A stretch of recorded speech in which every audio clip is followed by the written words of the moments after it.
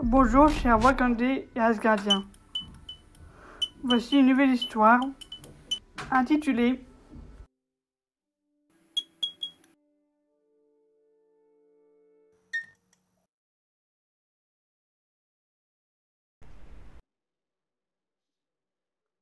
Dans la nuit du 7 octobre 1996, Ramonda, veuve de son mari Chaka et mère de 2 enfants, Shala, 12 ans, et la petite Shuri, 1 an, après avoir couché et parenté ses enfants, la reine va dans sa chambre. Elle voit son beau-frère Nzobu, un poignard à la main. Ce dernier la poignarde en plein cœur, la faisant mourir sous le coup. Il se débarrasse ensuite de Shuri, la faisant adopter dans un pays lointain, la France.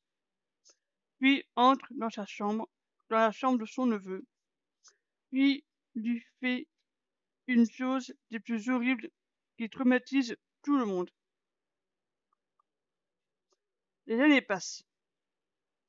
Shala a 17 ans et son cousin et fils unique, Denjobu, a 20 ans. Son oncle lui fait vivre l'enfer, séquestré dans une cave, mal nourri, réduit en esclavage et battu. Il n'a pas oublié sa petite sœur Shuri et sa mère qui lui manquent. Un jour, Njobu vient le voir.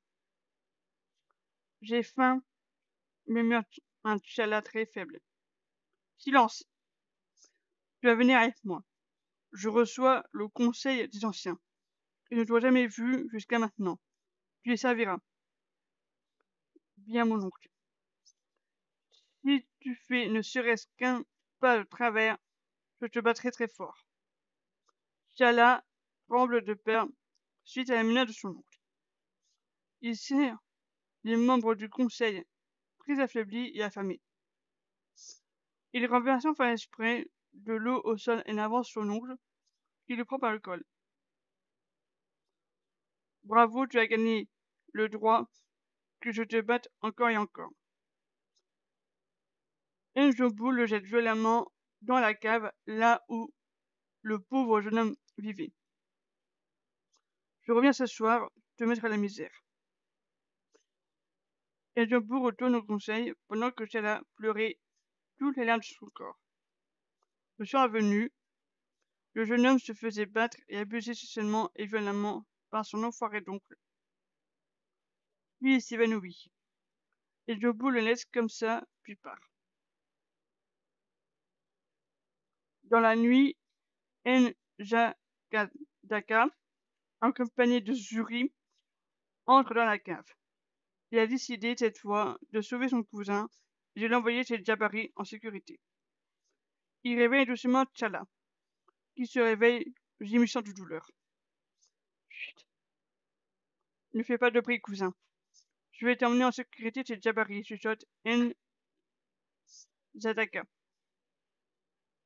M'Baku est au courant, demande faiblement T'Challa. Oui, bien sûr, il a accepté de t'héberger, et que tu sois en sécurité en attendant de renverser ton oncle, et que tu reprennes ta vraie place. Répond Shuri. T'Challa regarde son cousin. Je suis du même avis. J'aime mon père, mais il est odieux et pas fait pour régner. Il faut que tu retrouves ta place, mais avant, il faut te mettre en sécurité et que tu te rétablisses correctement. Conseille N'Jadaka. On peut se revoir, demande T'Challa. Bien sûr, je te rendrai visite. Et tiens. N'Jadaka lui donne une note avec une adresse écrite dessus. C'est l'adresse au vieux Shuri. N'Jadaka confie le transfert de son cousin à Shuri. Une fois arrivé, Shuri toque au palais des Jabari. Un homme ouvre la porte. C'est pour, demande l'homme. Écarte-toi, dit un deuxième homme derrière lui. Bien, chef. L'homme s'écarte et M'Baku apparaît alors. C'est T'Challa, demande le chef de Jabari. Oui, c'est bien lui. Faites-le entrer, je m'occupe de lui. Zuri fait entrer T'Challa. Le jeune homme le regarde. On se reverra? Bien sûr, mon grand. Je te laisse pas tomber. Dans quelques mois, avec ton cousin, je partirai à la recherche de ta sœur. J'aimerais venir avec vous. Alors guéris et rétablis-toi pendant ce temps, et on viendra te chercher. J'y verrai, dit M'Baku. Zuri, une fois sûr que T'Challa était en sécurité, part. M'Baku emmène le jeune homme se reposer et soigner ses blessures. Il en a de chacun et de Zuri. Il se contient de nombreuses cicatrices sur le dos de T'Challa. Après plusieurs mois de soins, T'Challa a repris du poids. Certaines de ses cicatrices se sont enfermées, mais d'autres seront à vie. Son oncle a été assassiné par son propre fils dans son sommeil. T'Challa est en pleine forme. Il va vers M'Baku, qui l'a beaucoup éduqué à cause de ce qu'il avait manqué pour devenir un bon roi.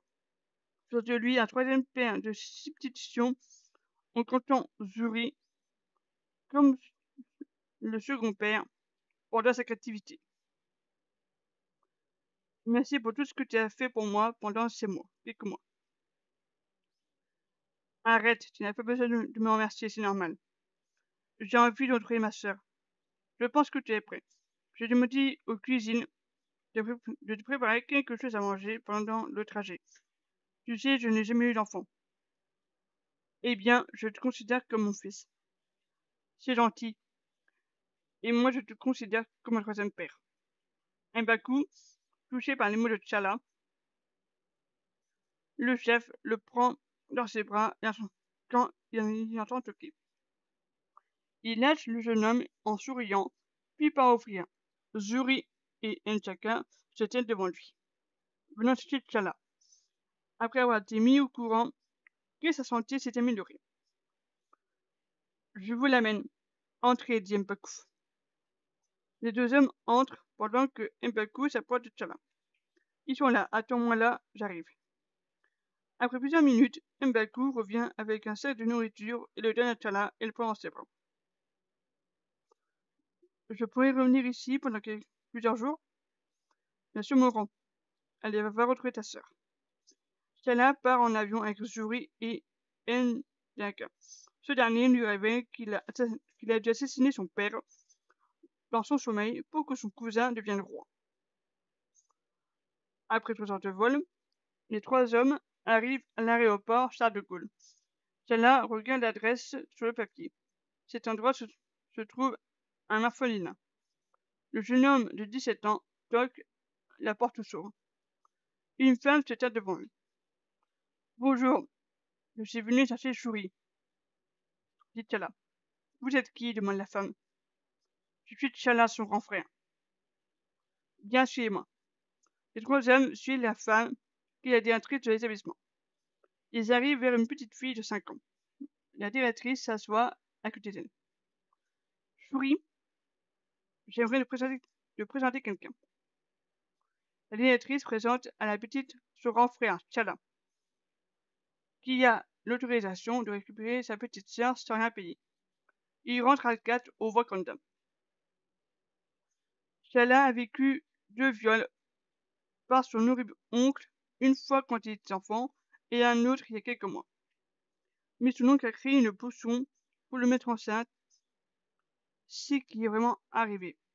Le roi a accouché d'un fils tout sain. Merci d'avoir regardé cette vidéo. N'oubliez pas de vous abonner,